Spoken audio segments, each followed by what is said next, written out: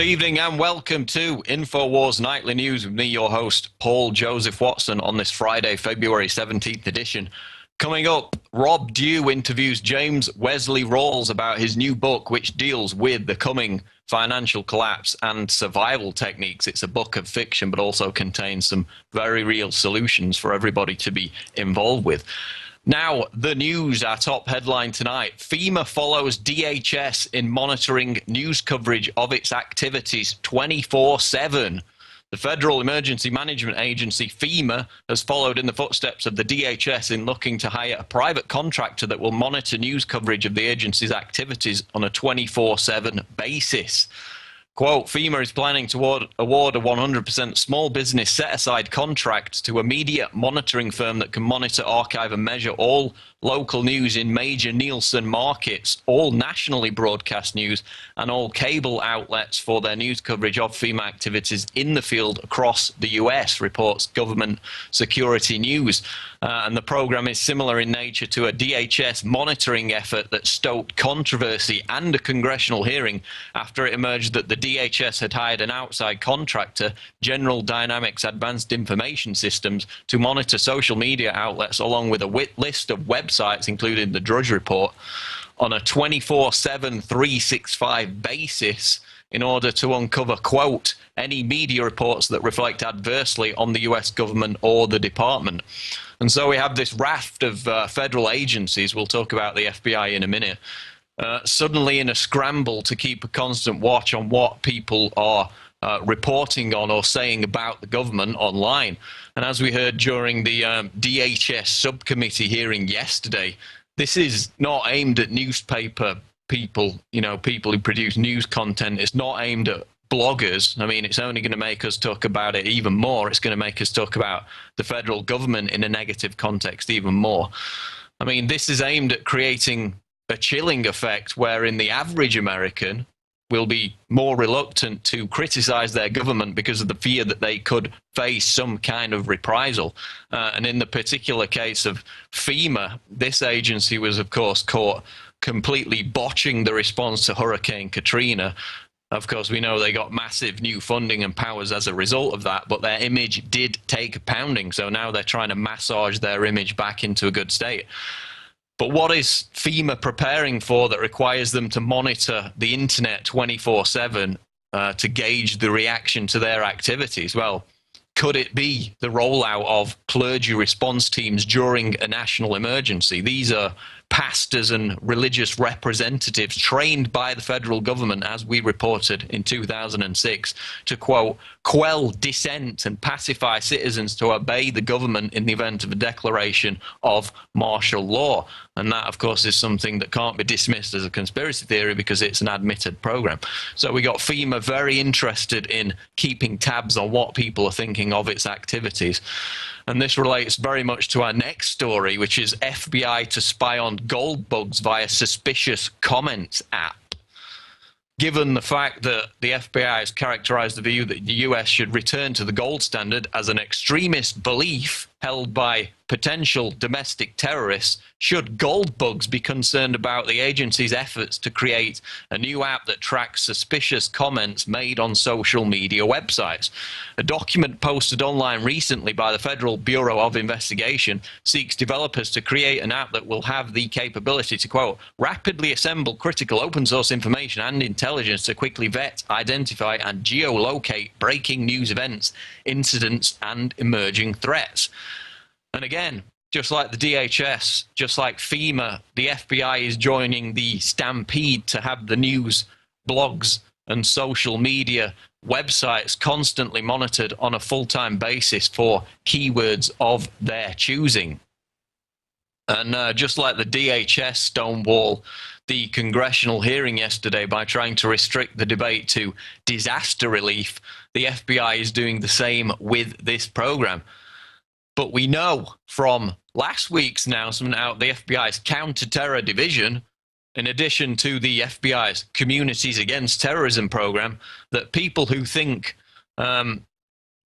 they think should be monitored as potential domestic terrorists are the same people who post tweets and Facebooks about believing in the gold standard. And of course, we had the story about buying a cup of coffee with cash at an internet cafe and also buying food in bulk. All of these activities are deemed suspicious and potentially indications of terrorism by the FBI.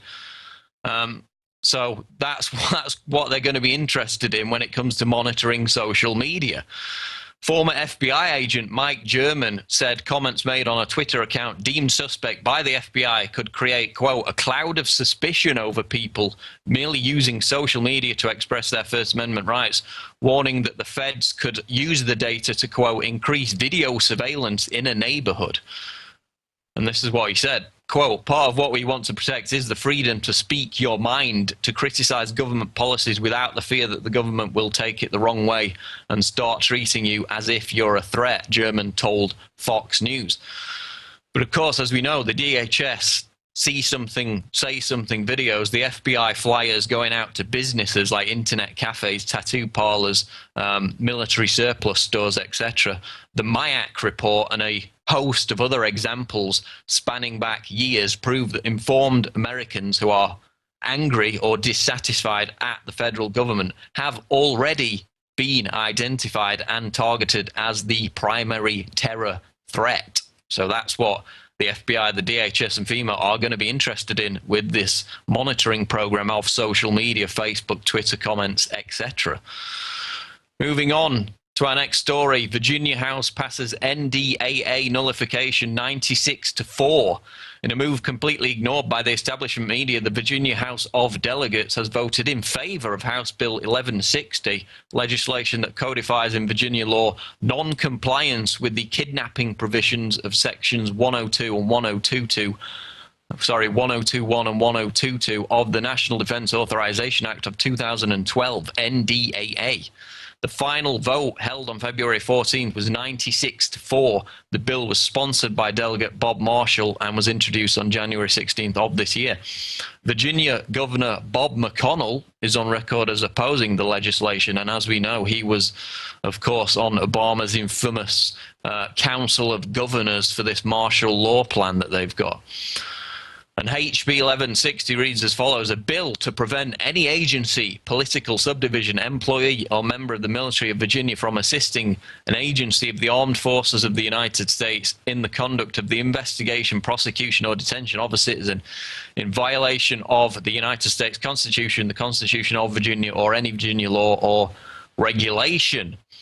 And we've got other states with legislation pending for NDAA nullification, which of course is the, in specific terms, the indefinite detention provision of the NDAA.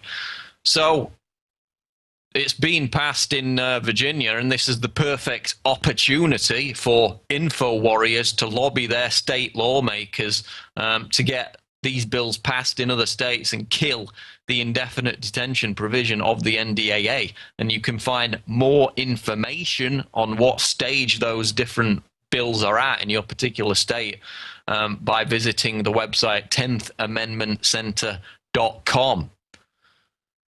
Military top brass tell troops not to march in Ron Paul rally. An email leaked by multiple active duty personnel shows that the military has issued a warning to troops encouraging them not to take part in the upcoming Veterans for Ron Paul 2012 march in Washington on Monday. Quote, this is from the email: as a reminder, active duty personnel are prohibited by DoD Directive 1344-10, paragraph 41210, from marching in a partisan political parade, regardless of whether they are in uniform or civilian clothes, reads the email, which was sent from a Navy.mil address and eventually found its way to the organizer, Adam Kokesh, who, of course, is featured on this show. And you can go to INFOWARS.com, read the full email. But in this email, they add that even non-active duty and retired military, of course, this whole march is Veterans for Ron Paul. It's about, mainly people who have retired from the military. Even they cannot march, according to this intimidation tactic by the military. Even if they're not in uniform, they can't march. It says they cannot be seen to be endorsing a candidate, which, of course, is impossible. That's what the march is all about, endorsing Ron Paul. So the military is basically threatening people who've been out of the military for years, veterans, that they can't publicly support Ron Paul. And so again, despite the fact that Ron Paul has the most financial support from the military out of all the Republican candidates combined, more than Obama, more than everybody else put together, Romney, Gingrich, all of them, the top brass are trying to prevent Ron Paul from being seen in the eyes of the American people as having the support of the military. And so it's fine, you know, to have Barack Obama doing a photo op with the troops. But God forbid should veterans who've been retired for years have anything to do with Ron Paul. And of course, this is not the first time that the army has tried to sabotage and intimidate people for partaking in a Ron Paul rally.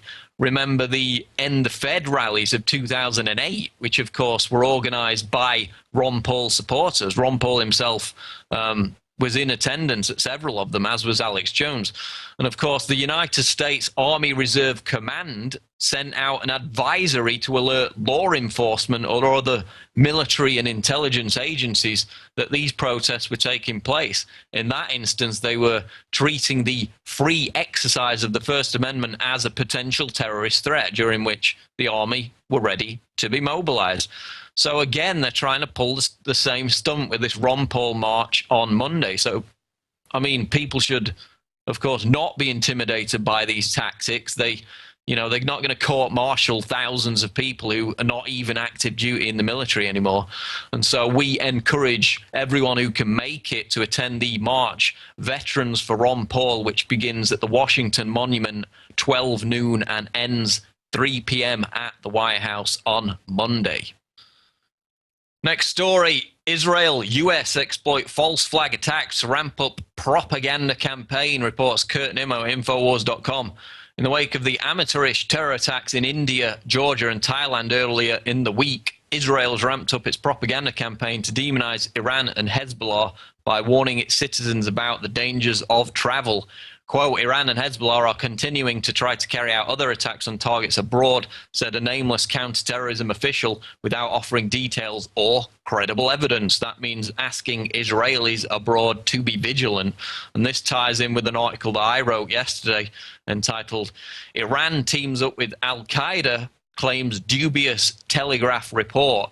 And they're now citing baseless intelligence sources to claim that Al-Qaeda, the Sunni terrorist group, has teamed up with Iran, the biggest Shia country on the planet, to attack the West. And specifically, they mentioned the target, which is apparently the London Olympics, which begins in July. Now, let's just brush aside the fact that Al-Qaeda and Iran are mortal enemies.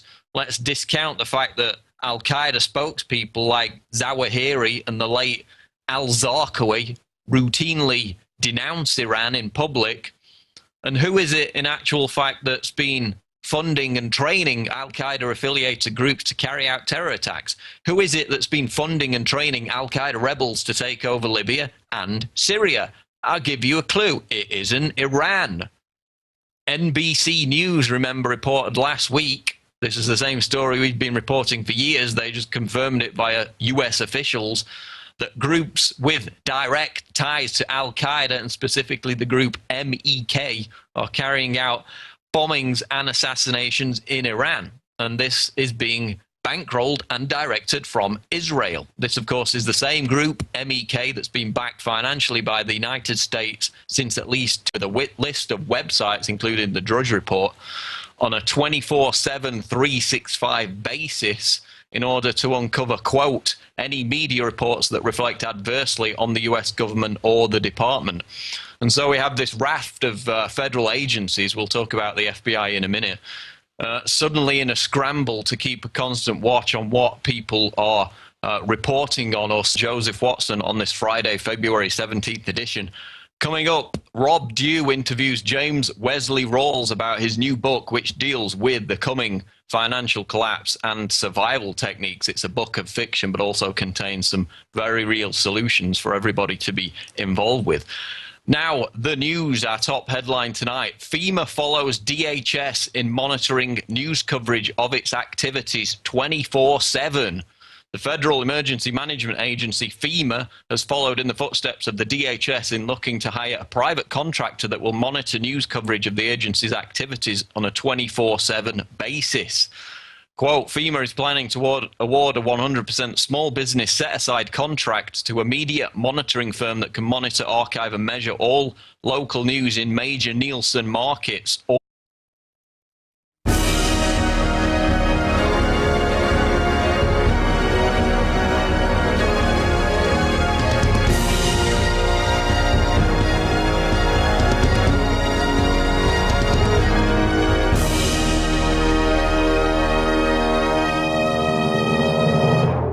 Good evening and welcome to INFOWARS Nightly News with me, your host, Paul. All nationally broadcast news and all cable outlets for their news coverage of FEMA activities in the field across the US, reports Government Security News. And the program is similar in nature to a DHS monitoring effort that stoked controversy and a congressional hearing after it emerged that the DHS had hired an outside contractor, General Dynamics Advanced Information Systems, to monitor social media outlets along with